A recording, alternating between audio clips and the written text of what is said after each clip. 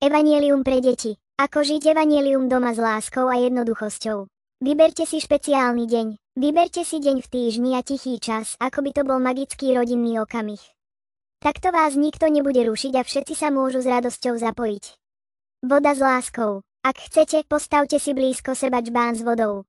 Počas modlitby a štúdia bude prijímať pozitívnu energiu. Na konci sa každý môže napiť tejto vody naplnenej láskou. Začnite modlitbou. Pred čítaním sa pomodlite jednoducho a požiadajte Ježiša, aby všetko dobre dopadlo. Čítanie z Evanjelia. Prečítajte si krátky úryvok z knihy Evanjelium podľa špiritizmu. Dodržujte poradie kapitol, ako by to bol príbeh, ktorý sa rozpráva krok za krokom. Hovorte zo srdca. Po prečítaní diskutujte o tom, čo ste pochopili. Hovorte o tom, ako môžeme byť lepšími, láskavejšími ľuďmi. Nakoniec sa pomodlite ešte raz a požiadajte o pokoj pre váš domov, vašu rodinu a všetkých ľudí na svete, dokonca aj pre tých v nebi.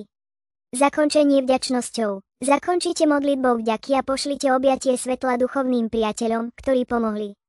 Dôležité je pamätať, evanjelium doma nie je o rozhovore s duchmi.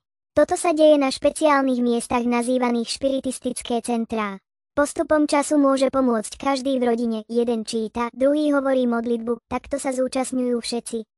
Teraz, keď viete, ako to chodí, naučte to svojich kamarátov.